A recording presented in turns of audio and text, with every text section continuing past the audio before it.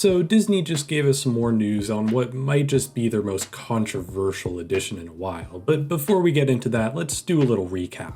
So Magic Kingdom's Cars Land was announced back at D23, and they kind of gave us the bad news afterwards by saying, yeah, we're going to be closing Rivers of America and Tom Sawyer Island and stuff too. And that didn't go over very well. Like, many people were not a fan of that decision. Myself included. I mean, I love Tom Sawyer Island. I always knew it was going to go eventually, but removing the whole river was just very strange to me. So there was some hope that some people thought it would get reversed or something. I kind of never thought it would be reversed. I knew it was coming. But yeah, today Disney told us it's closing. It's happening. In fact, it's closing pretty soon. The Rivers of America, Tom Sawyer Island, and the Liberty Bell, the boat that goes around, will all be closing on July 7th, with the last day of operation on July 6th. These will all be replaced by the Cars Land, which is called Piston Peak National Park, which includes 2 different rides. The first is what Disney calls a rally race attraction, which will see guests lapping around this little national park area and trying to see who gets the fastest lap. The next is a family attraction, which is apparently supposed to have its queue set in the Ranger headquarters building, although it's not obvious there's a ride there. We'll get to that in a second. This largest ever expansion of the Magic Kingdom will also eventually include Villains Land, which Disney has said will include 2 major attractions. All of this means the railroad will be closing again after being closed for so long due to the Tomorrowland stuff, although it will be acting in shuttle mode, which means it'll basically just be going from Main Street to Fantasyland and not stop at the other stops. Apparently the full circuit track will not run again until after Cars Land and Villains Land is all done, so who knows the next time we'll get the full track of the railroad. And that leads us to what I really want to discuss here, which is this concept art, because a lot of stuff has changed since the last concept art they showed us, and I just want to go through it all and point out the differences. So first off, apparently this big building, well, at least it looks like this big building is going to be the entrance to the major rally race attraction that we see all throughout here. While this smaller building is going to be for the family fun ride. I will just say, I said this briefly before, but I don't see a ride here. Apparently this is where it's supposed to be, but maybe it's inside like the log or the building here. But it's just very confusing to me because I don't quite know where the ride is. And this ride has kind of been a mystery at this land for a while. We've kind of suspected like, oh, maybe it'll be like the Tomorrowland Speedway or something like that. But this just looks way too small to be anything like that. So I'd have to suspect it's some sort of flat ride or something. I'm just not really sure. Another detail that was pointed out though by Scott Gustin, and now we're getting really into the pixels here. But this is a barrel bridge, and it doesn't seem to connect to the attraction. This just seems to be a fun little side path. And this is a really nice touch. If it ends up, becoming real, that's a really nice little reference to Tom Sawyer Island and what used to be here. Yeah, I would love to see if that came to life. I love the little touch there. Okay, let's quickly discuss this guy too, because I forgot to mention him. This is Ranger J. Autobahn Woodlore, who will be kind of the main character of this land, and I appreciate that it's kind of like a different main character than just Lightning McQueen or something. But supposedly he's going to be featured on the ride with a full-size animatronic, similar to the Cars animatronics on Radiator Springs Racers. It's cool to have a sort of original character to this land. It does make me be like, oh, why does this need to be a Cars ride? But I think I've said this before, this is just kind of the state of theme parks, really, that I think every ride that is going to be made from now on will have an IP in there. But still, cool that they're not just doing like Lightning McQueen presents or whatever. I mean, he's still going to be on the ride, I'm sure. But anyway, cool little addition, yeah. But then we have the big ride. And so, again, I guess most of the queue is going to be inside this building here. I don't even really understand where the ride starts. Like, I'd suspect the ride starts here, right? Like, we board here maybe, or like behind the...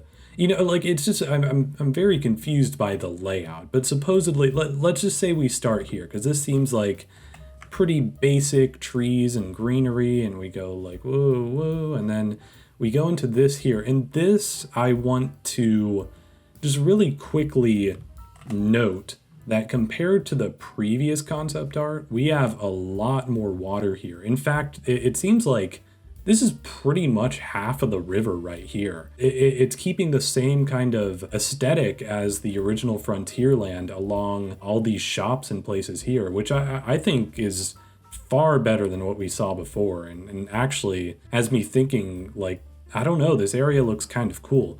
Now, it's a little weird that there's like the Snow Hill Mountains, and then there's the bayou over here, and then there's Big Thunder Mountain over here. It's a very strange mixture of aesthetics, but I think it's an interesting new vision for Frontierland, and one that keeps a lot of the old Frontierland in. I wonder if it's that they were listening to the complaints. They were like, okay, people still want water here, which makes sense. Or if it was just this was the original plan and the original concept art didn't really portray that as well. So either way, it seems like we kind of go in a cave here, potentially up the mountain here, like kind of through here. I don't know. I mean, obviously, this concept art is a little abstract in that it's not like the full-on ride track. But we can assume we go in the mountain, then we go up here, down through here, this little muddy area. I'm still not sure if this is like a test track or a trackless dark ride. I think they showed a concept that was on track, so unfortunately it's probably going to be tracked. But I'm curious to see if they like try to do what the original test track did, where like you'd run over some tiles and you go blah blah blah blah blah. Like try to mimic different things you're driving on. Like I think with the mud that would be a really cool touch. And then we go over here towards Tiana's Bayou Adventure and this kind of rocky sort of area. I don't know why they're shaped like that. Is that like car stuff that I'm not familiar with? Oh, maybe that's the entrance right there. Is this? Okay, anyway, let's keep going through it. I guess we go through here, maybe underneath. I'm very confused. This whole concept art is so confusing to me.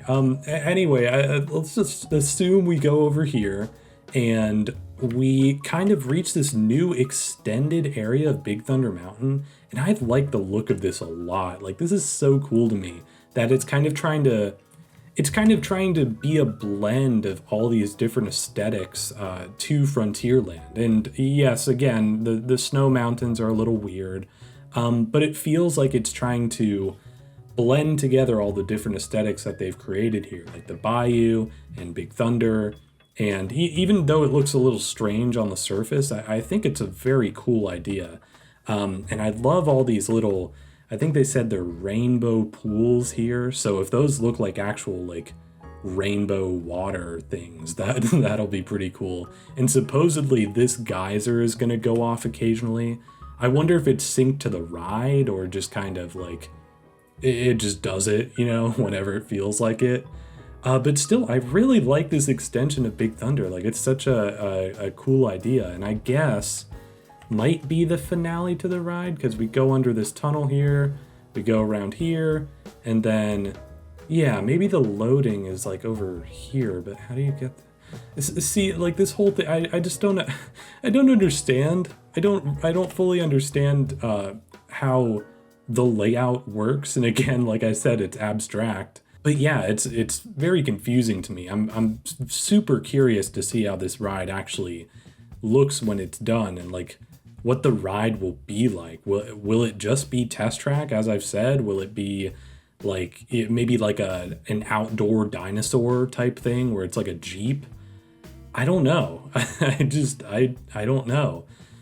But yeah, that's pretty much my analysis of this, and I just wanted to kind of give my thoughts overall, because I know, like I said, I was kind of down on this for a bit, and I'm still kind of down at, like, I think the main thing is that, like, not a lot of people care about cars. Like, I don't care about Cars, the franchise, really. Like, I'm not like, yay, I get to see Lightning McQueen, especially since we already have a Cars land, and it's actually pretty solid. So yeah, I don't know, like that part of it I'm like, but it's also like I understand why they're doing it. Like objectively, Tom Sawyer Island was not a very popular edition, and I've said this before.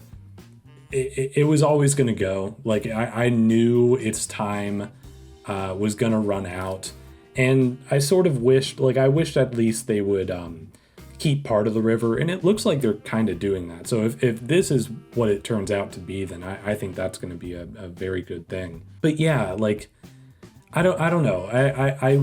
I wish they would keep, you know, part of Tom Sawyer or whatever, but I knew realistically they wouldn't. If this is what they had available, like what they had to do to make Villains Land happen, then I'm gonna say it was probably worth it. Like if we were just getting this, if we were just getting this out of the river, and this out of the loss of Tom Sawyer, and this out of the loss of the Liberty Bell, and all these things that people kind of care about here, then I would say no, it's not really worth it. But this plus Villains Land, I think it makes sense. I see why they went the way they did, and all things considered, I think the ride looks good. Again, there's not too much to go off here, but I don't know, the all the aesthetics, all the rock work. I think when this is all said and done, it will be a very nice looking addition overall. So I don't know. I'm curious to see how this turns out. Maybe it'll suck. Maybe it won't suck.